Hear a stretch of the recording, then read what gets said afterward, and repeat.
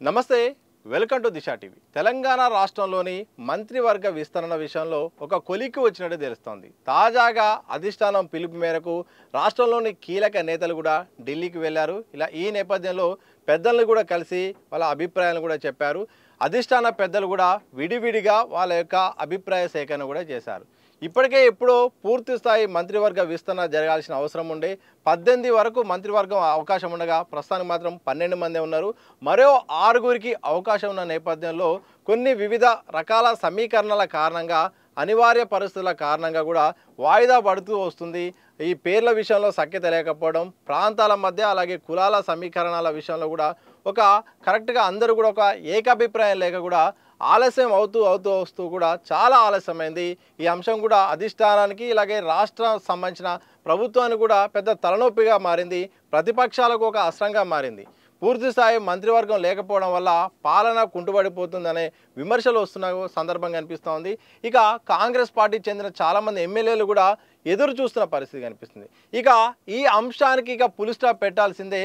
పూర్తి స్థాయిలో లేకపోతే ప్రస్తుతానికి కొంతమేరకైనా భర్తీ చేసి ఒక ప్రాసెస్ అయితే ముందుకెళ్లాలని అధిష్టానం ఒక క్లారిటీకి వచ్చినట్టు తెలుస్తుంది. ఇక దాదాపు ఉగాది పండగ ముందైనా ఉగాది పండగ తర్వాతనైనా మరికొద్ది రోజుల్లో మాత్రం కొత్త మంత్రుల ప్రమాణ స్వీకారం ఉండబోతుందనే సంకేతాలు మాత్రం స్పష్టంగా అధిష్టానం అయితే చెప్పింది. నిన్న సమావేశం తర్వాత పిసిసి అధ్యక్షుడు మహేష్ కుమార్ గౌడ్ బయటకు వచ్చిన తర్వాత కూడా మీడియా సమావేశంలో భాగంగా పలు విషయాలు చర్చించాము. అధిష్టానం అయితే రాష్ట్రానికి సంబంధించిన అభివృద్ధి పనులైతేంది, కార్యక్రమాలు అయితేంది, పార్టీ వ్యవహారాలు అయితేంది, అలాగే బడ్జెట్ సంబంధించిన అంశాలను కూడా అడిగింది. ఇదే నేపథ్యంలో కూడా మంత్రివర్గ విస్తరణ అంశం కూడా దీనికి చర్చకు వచ్చింది. ఈ చర్చకు వచ్చిన నేపథ్యంలో వివిధ రకాల అభిప్రాయాలు కూడా వాళ్ళు తెలుసుకున్నారు.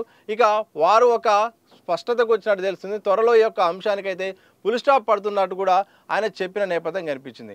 మొత్తానికి ఈ మధ్యకాలంలో సీఎం ఢిల్లీ ఎప్పుడు వెళ్ళినా కానీ మంత్రివర్గ విస్తరణ అంశం అయితేంది, నామినేటెడ్ పోస్టులకు సంబంధించిన భర్తీ అయితేంది, అలాగే పిసిసి కార్యవర్గం అంశం కూడా తెరపైకి వచ్చిన నేపథ్యంలో సీఎం రేవంత్ రెడ్డి కూడా ఈసారి నేను ఢిల్లీ వెళ్ళేది అభివృద్ధి పనుల కోసము, వేరే పనుల కోసం తప్ప విస్తరణ కోసం కాదని పదే ఆయన చెప్పుకోవాల్సిన పరిస్థితి వచ్చింది. ఇక ఈ అంశంకి తెరపడ్డట్టే అని తెలిసింది. ఇక 3 అంశాలను అయితే ప్రధానంగా తీసుకుని అయితే ఈ యొక్క మంత్రివర్గ విస్తరణ జరగబోతున్నట్టు తెలుస్తుంది. మొదటగా ఈ యొక్క కుల సమీకరణలను కూడా పరిగణలోకి తీసుకుపోతున్న ఏ సామాజిక వర్గాలకు ప్రాధాన్యత ఇవ్వాలనే దానిపైన కూడా ఆ సమీకరణను ప్రాధాన్యతగా తీసుకున్నారు. ఇక రెండో అంశం అయితే జిల్లాల ప్రాతినిధ్యం ఉండేలాగా కూడా ప్రణాళికలు చేస్తున్నారు. జిల్లాలకు సంబంధించి ఏ జిల్లాలకు రాజకీయ ప్రాతినిధ్యం లేదు, అక్కడ ఇవ్వడం వల్ల ఎలాంటి పార్టీకి కానీ ప్రభుత్వం కానీ లాభమయ్యే అవకాశం ఉంటుందనే దానిపైన కూడా చర్చ వచ్చినట్టు తెలుస్తుంది. ఇక మూడోది ఎన్నికల సమయంలో పార్టీలో చేరిన వారికి ఇచ్చిన హామీ మేరకైతే మంత్రి పదవి ఇవ్వాల్సిన సందర్భాన్ని కూడా పరిగణలోకి తీసుకుంటున్నారు. ఎందుకంటే ఎగ్జాంపుల్ కోమటిరెడ్డి రాజగోపాల్ రెడ్డి బీజేపీ నుండి కాంగ్రెస్లోకి చేరారు. ఆ చేరిన సందర్భంలో అధిష్టాన పెద్దలు ఆయనకు అధికారం వస్తే తప్పకుండా నీకు మంత్రి పదవి వస్తుందని ఆఫర్ చేసినట్టు కూడా కొన్ని సందర్భాల్లో ఈ వార్తలు కూడా వినిపిస్తున్నాయి. ఇటు అధిష్టానం కొట్టివేయలేదు, ఆయన కూడా ఈ అంశాన్ని కొట్టివేయలేదు, నాకు హామీ ఇచ్చారని కూడా ఆయన నేరుగా చెప్పారు. ఇలాంటి 3వ అంశాన్ని కూడా అధిష్టానం పరిగణలోకి తీసుకుంది. ఇక ప్రాంతాల విషయానికి వద్దాము. ప్రాంతాల వారిగా చూస్తే మాత్రం జిల్లాల సమీకరణ విషయానికి వస్తే మాత్రం ఒక 4-5 జిల్లాలకైతే తప్పనిసరిగా ప్రాతినిధ్యం వహించాలి ఈ యొక్క మంత్రివర్గ విస్తరణలో. ప్రధానంగా నిజామాబాద్ జిల్లాకు ప్రాతినిధ్యం వహించాలి, అలాగే ఆదిలాబాద్కు ప్రాతినిధ్యం వహించాలి. ఈ 2 జిల్లాల్లో రోజుకు బీజేపీ బలపడుతుంది. బీజేపీని నిలువరించి కాంగ్రెస్ అక్కడ పాగా వేయాలంటే మాత్రం అక్కడ జిల్లాకు సంబంధించిన మంత్రి ఉండాల్సిన అవసరం ఉందని కూడా అధిష్టానం గుర్తించింది. ఇలాగ పార్టీ నాయకత్వం కూడా పదే కూడా ఆ యొక్క జిల్లాకు ప్రాతినిధ్యం వహించాలని కూడా చర్చ వచ్చింది. ఇక రంగారెడ్డి హైదరాబాద్లో కూడా ప్రాధాన్యత ఇవ్వాలి. ఎందుకంటే ఉమ్మడి రంగారెడ్డికి ఒక్క మంత్రి పదవి కూడా లేదు. అలాగే హైదరాబాద్ మహానగరానికి మంత్రి పదవి లేదు. వచ్చే సంవత్సరం అంటే 2026 అంటే ఈ సంవత్సరం చివరికి జిహెచ్ఎంసీ సంబంధించిన పదవీకాలం అయిపోతుంది. 2026లో జిహెచ్ఎంసీ ఎన్నికలు నిర్వహించబోతున్నాయి.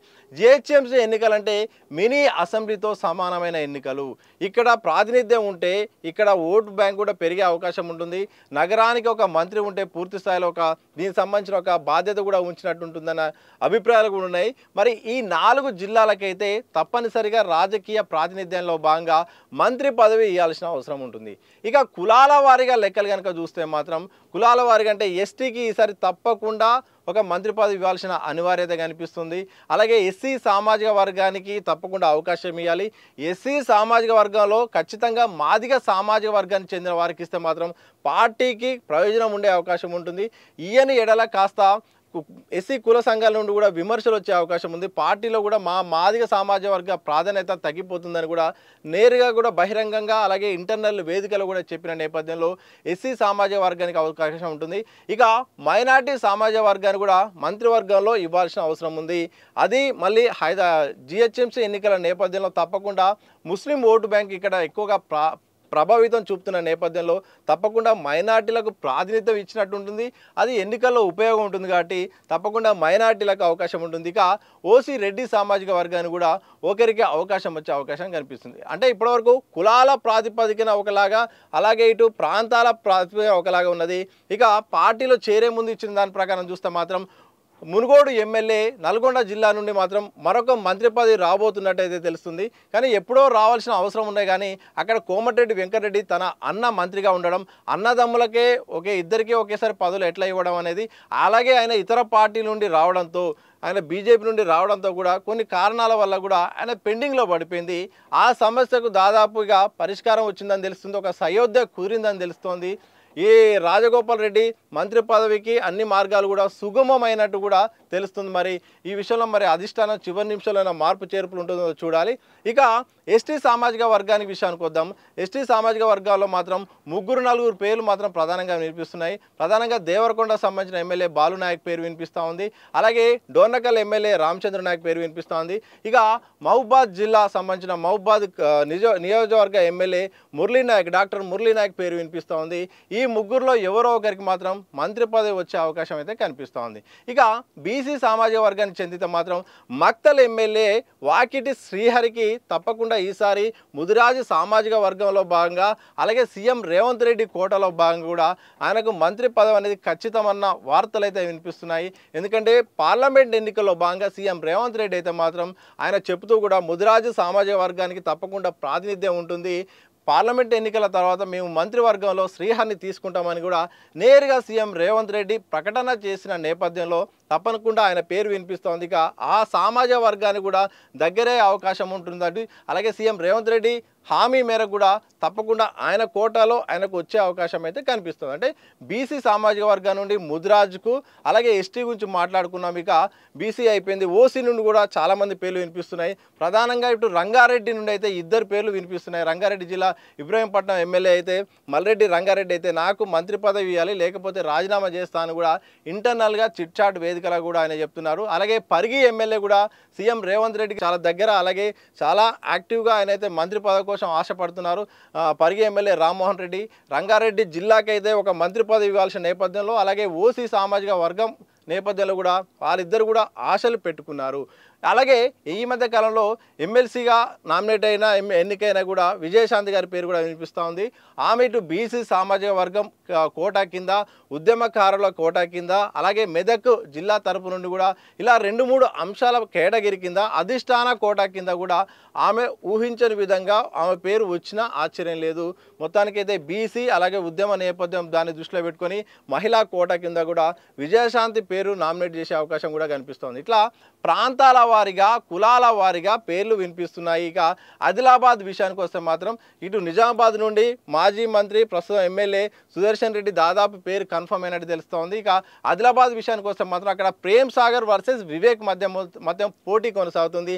ఇద్దరిట్లో ఎవరికో ఒకరికైతే ఆ జిల్లా నుండి వచ్చే అవకాశం ఉంటుంది. దాదాపు ప్రేమ్ సాగర్ రావు పేరు అయితే వినిపిస్తుంది. ఆయన కూడా మంత్రి అయ్యే అవకాశం ఉంటుంది. ఆ జిల్లాలకు ఇవ్వాల్సిన సందర్భం నేపథ్యంలో వాళ్ళ పేరు అయితే ఖచ్చితంగా వినిపిస్తుంది. ఇలా కులాల వారిగా మతాల వారిగా ప్రాంతాల వారిగా అలాగే అధిష్టాన కోటా కింద ఇచ్చిన హామీల వారిగా ఒక్కొక్కరి పేర్లు అయితే తెరపైకి వినిపిస్తున్నాయి.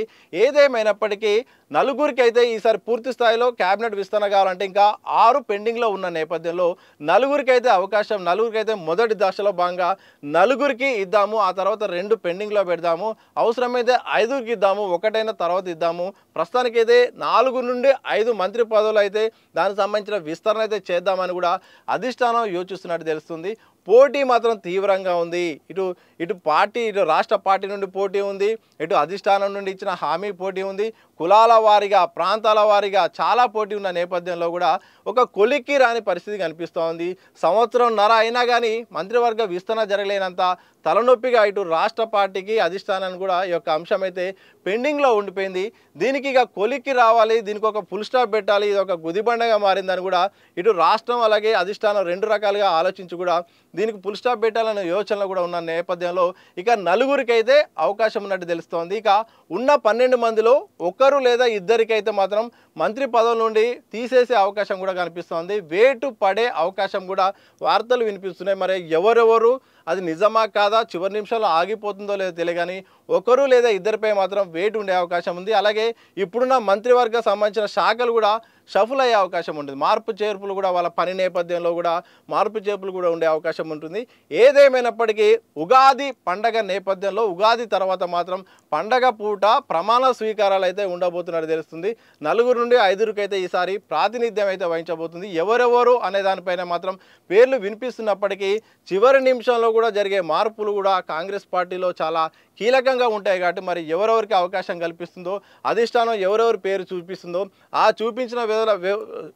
చూపించిన విషయంలో కూడా ఏమన్నా ఇబ్బందికరమైన పరిస్థితులు వస్తే మరి దాటిని అధిష్టానం కానీ రాష్ట్ర పార్టీ గారా ఎలా సయోధ్యకు కూరుతుందో చూడాలి. ఏదేమైనప్పటికీ కూడా త్వరలో మాత్రం కొన్ని రోజుల్లో మంత్రివర్గ విస్తరణలో భాగంగా ఈ యొక్క అంశానికైతే అధిష్టానం ఫుల్ స్టాప్ పెట్టాల్సిన సందర్భంలో పూర్తి స్థాయిలో ఇక దీన్ని పూర్తి చేయాలి. ఈ పూర్తి చేయడం ద్వారా పరిపాలన పూర్తిగా అందించే అవకాశం ఉన్న సందర్భం కనిపించిన నేపథ్యంలో మంత్రివర్గ విస్తరణకు మాత్రం ఇక చివరి దశకు చేరుకుందని కూడా అధిష్టాన వర్గాలకు సంబంధించిన వర్గాలు చేస్తున్న సభలు సమావేశాల నేపథ్యంలో వాళ్ళు చేస్తున్న కార్యక్రమాల నేపథ్యంలో అర్థమవుతుంది. చూడాలి మరి ఈసారి మంత్రివర్గ విస్తరణలో ఎవరెవరికి అవకాశం లభిస్తుందో తెలియాల్సిన అవసరం అయితే ఉంది.